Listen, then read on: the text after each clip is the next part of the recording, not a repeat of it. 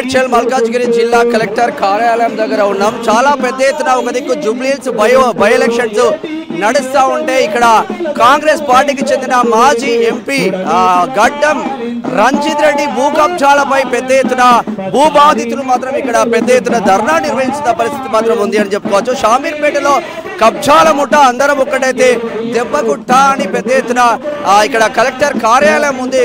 చాలా పెద్ద ఎత్తున ఇక్కడ కబ్జాలకు సంబంధించింది మా భూములు మాకు కావాలని వీళ్ళందరూ రైతులందరూ ఇక్కడ చేస్తున్న పరిస్థితులు మాత్రం ఉండే అనే ఇక్కడ మనం చూడొచ్చు. చాలా పెద్ద ఎత్తున డ్యామేజ్ జరిగే అవకాశం మాత్రం ఉంది. ఇక్కడ టెంట్లు వేసుకొని కంప్లీట్ గా చేస్తున్న పరిస్థితి మాత్రం ఉంది.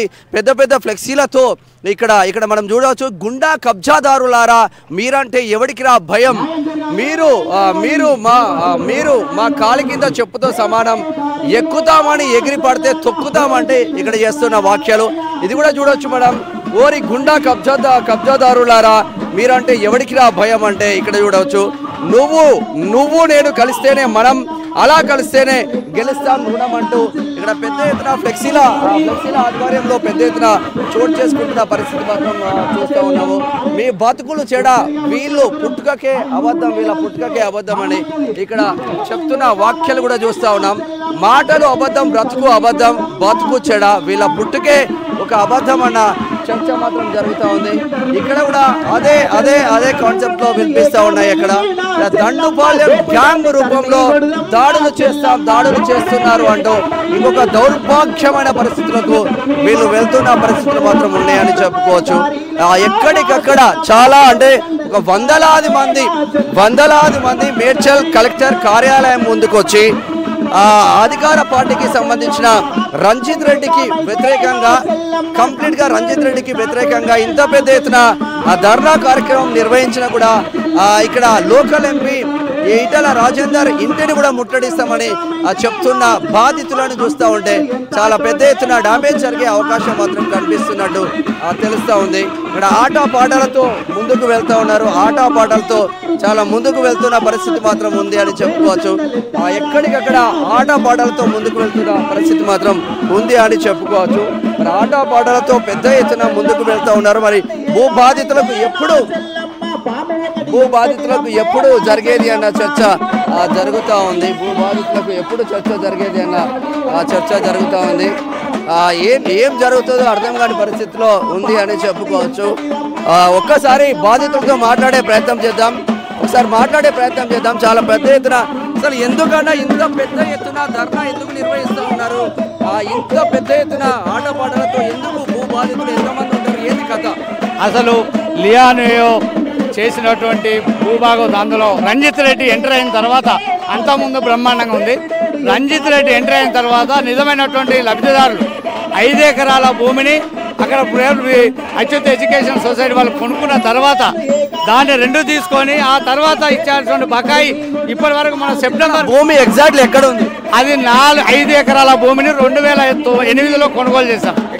అది ఇప్పుడు రిసార్ట్లో లియానియో రిసార్ట్లో ఈ మండలం ఈ జిల్లాలో అయితే దాన్ని కొనుగోలు చేసిన రైతులు అది జనరల్గా ఏంటంటే ప్లాట్స్ పెట్టారు.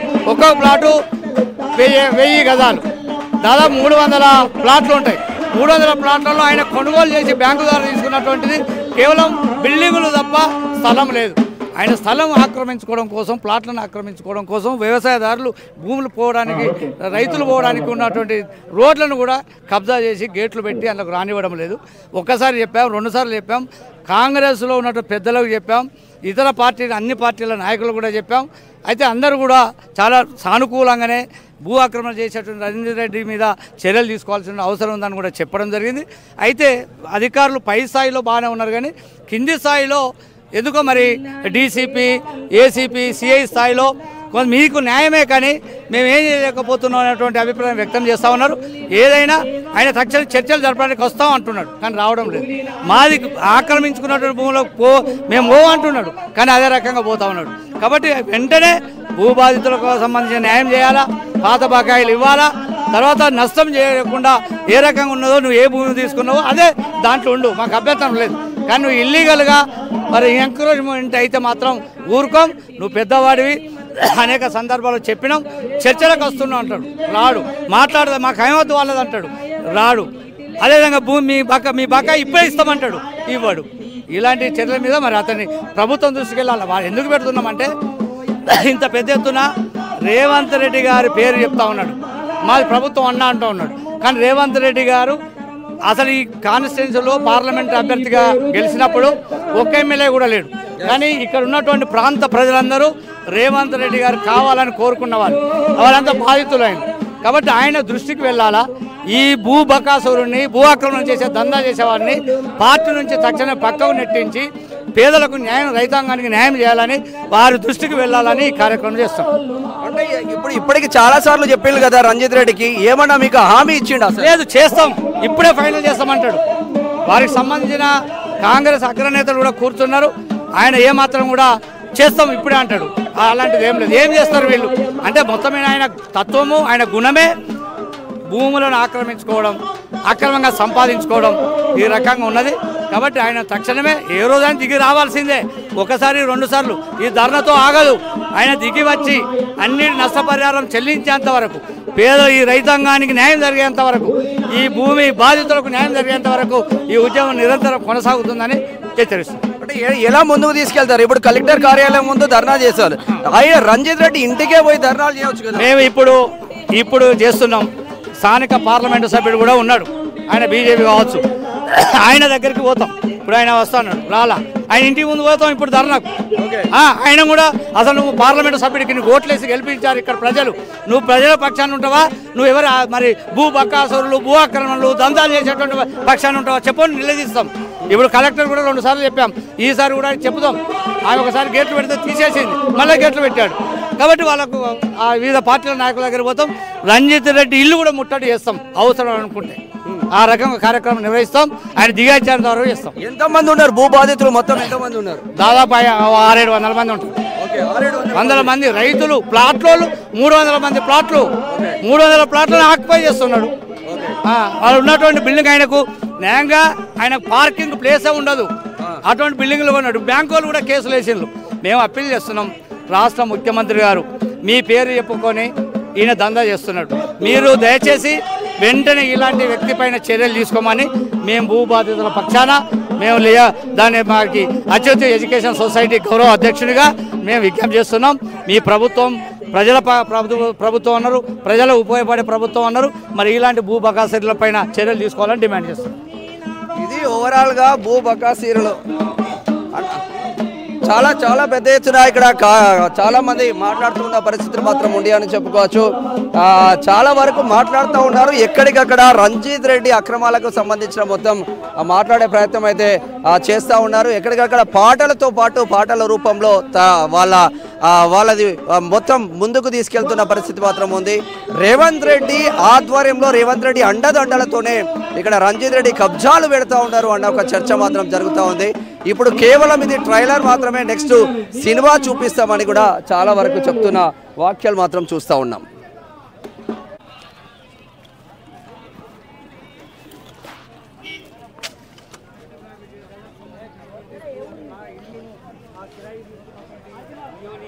రిసార్టు తర్వాత అది చేంజ్ అయింది, మేనేజ్మెంట్ చేంజ్ అయ్యి రంజిత్ రెడ్డి అందులో ప్రవేశించడం జరిగింది. ఆయన ప్రవేశించిన తర్వాత ఆయన కొనుగోలు బ్యాంకు ద్వారా కొనుగోలు చేసినవి కేవలం బిల్డింగులే. ఆయన కేవలం పార్కింగ్ ప్లేస్ కూడా ఉండదు. కానీ అక్కడ ఉన్నటువంటి 300 ప్లాట్లు, ఒక్కొక్క ప్లాటు 1000 గజాల చొప్పున ఉంటుంది. రైతులు అందులోకి వెళ్ళడానికి రోడ్డు ఉంటుంది. ఆ రోడ్లను మూసివేసి గేట్లు పెట్టడం, ప్లాట్లను బెదిరించి ప్లాట్లను గుంజుకొని మరి ప్లాట్ల పైన గేట్లు పెట్టి ప్లాట్లను కూడా మరి రోడ్లు రాకుండా రోడ్లను కూడా చెడగొట్టడం సందర్భంగా అనేక దఫాలుగా కలెక్టర్ గారికి ఇద్దరు మరి మున్సిపల్ కార్పొరేషన్కి ఇస్తే రోడ్లు వెళ్ళాలి మట్టి తీసినటువంటిది గేటు తీసేశారు.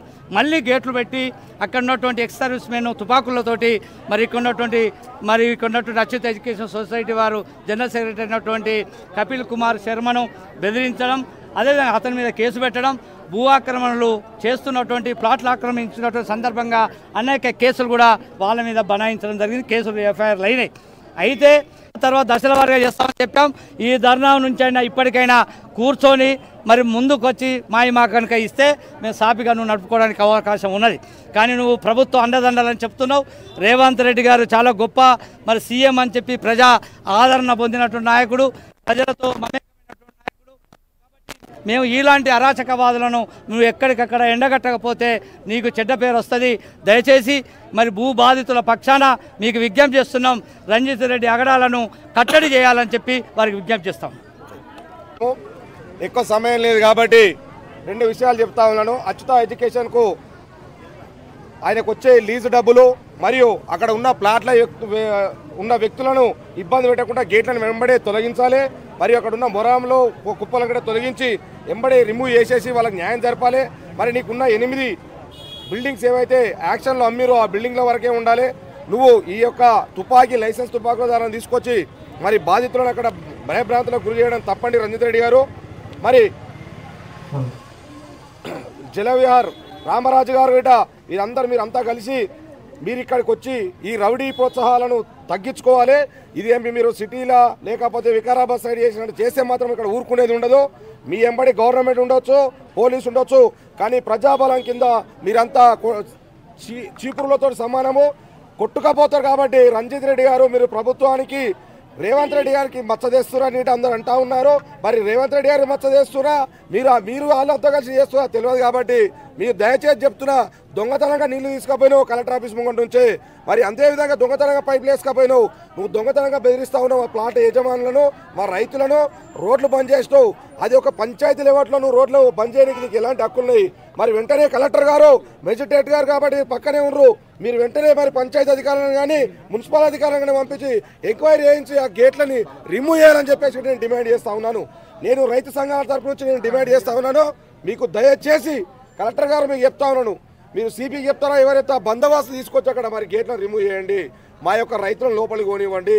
మాకు అందులో గవర్నమెంట్ పొలాలు ఉన్నాయి, మా సొంత పొలాలు, మా రైతుల పొలాలు ఉన్నాయి, ప్లాట్లు ఉన్నాయి. కావున రోడ్లను యథావిధిగా వదిలేయలేమని కోరుతా ఉన్నాను.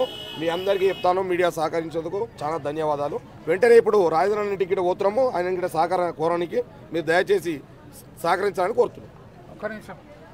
చేసిండు ఆయన పదవులు ఉన్న చెప్పి చేసిండు, చేయలేదంట చేసిండు. అధికారం ఉన్నప్పుడు చేసిండు.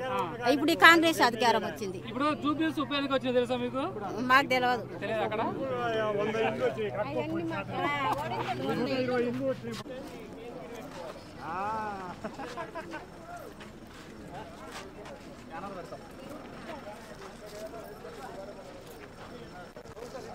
Johnny.